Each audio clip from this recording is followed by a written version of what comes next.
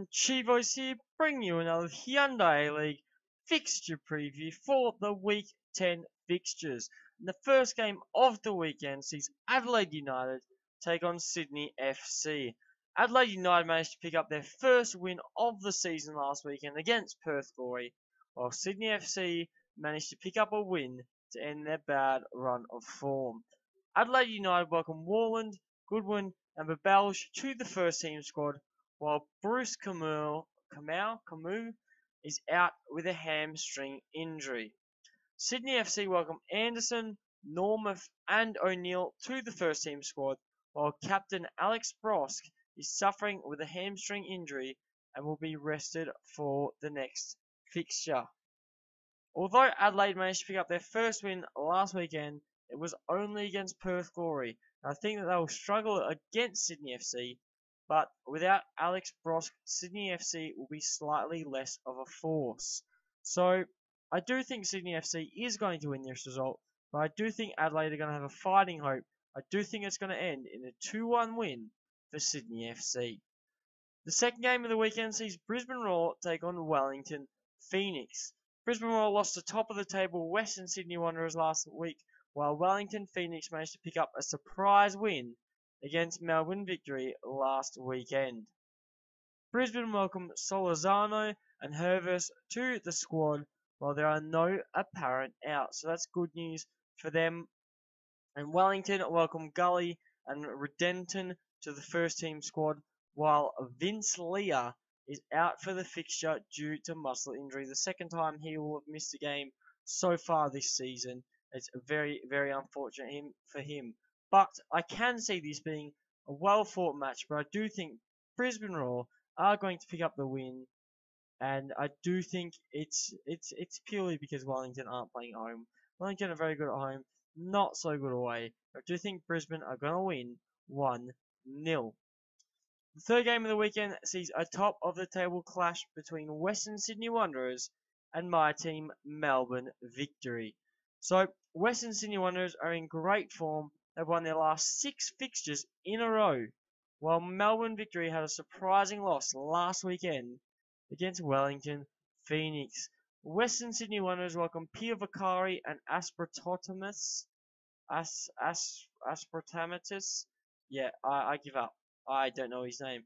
To the first team squad, while there are no apparent outs. So Western Sydney Wanderers should be able to field a full strength squad, while Melbourne Victory welcome Gelafuccio and Howard to the first team squad, and they also have no apparent outs. So it should be 2 fully fit first team squads fighting it out for the top spot of the Hyundai A-League.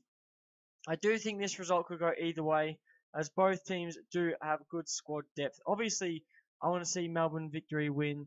I do know that one of you loyal subscribers wants to see a Western Sydney win. I'll tell you what, I'll talk to you about that. Don't stress about that. But unfortunately for me, I can see Western Sydney making it 7 from 7. And I think they're going to win this result in a hard-fought 1-0 win. The fourth game of the weekend sees Perth Glory take on Central Coast Mariners in a bottom of the table clash. So we go from the top to the bottom in one fixture. What does that tell you? We've gone from super exciting to absolutely dead boring. And the fourth game of the weekend sees Perth Glory take on Central Coast. They're both struggling, and either team hasn't picked up a win in many weeks. There's no point counting it. I know Central Coast haven't won since the first game of the season. I think it's 6 weeks since Perth Glory had their last win, so both teams are they're struggling. Grant, Knowles, and Williams return to the first team squad for Perth, while Collard and Sciola are unavailable for the fixture. Sydney Sciola going to be a big loss for Perth. And on the Central Coast side, they welcome Montgomery, Callick, and Adelson to the first team squad, while Michael Neal has been unselected for the fixture. So unfortunately, they've also finally released Liam Reddy from the club. I think that was today actually, but I know he has been released by the club officially now. With both teams struggling and both teams sitting on the bottom of the table, neither of them can pick up a win. I do think this result is going to end in the uneventful, boring 0-0 draw. And the final game of the weekend sees Newcastle Jets take on Melbourne City. So Newcastle are winless in their last 5 fixtures, but they managed to beat Melbourne City 3-2 the last time they met. Whereas though Melbourne City have been playing fantastic as of late, and they have managed to score 10 goals in their last 2 games. They can find the net like a fat person finds cake.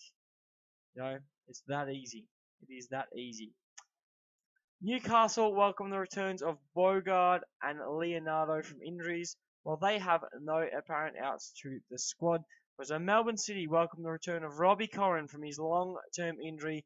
Be good to see him back for City, and Matt Miller also returns to the first team squad, while they also have no apparent outs. So that's good for both teams there. But Melbourne City, obviously in great form, and surely they'll be able to beat Newcastle. Even if Newcastle play their full strength squad, I think Melbourne City are too much for them to handle this time round. I do think Melbourne City are going to win this fixture 3-1. But they are my predictions for the A-League preview for Week 10. Make sure you leave your comments down below and tell me your predictions for the weekend's fixtures. Who do you think is going to win? Who do you think's not going to win? And who do you think is going to win the top of the table clash? That is obviously most important to me. I'm telling you now, I want a Melbourne win. But I think I do think Western Sydney are going to pick up the victory. But my name has been Chivos. Don't forget to leave a like if you have enjoyed the video. Subscribe to see more Hyundai A-League content. And I'll catch you guys on another video.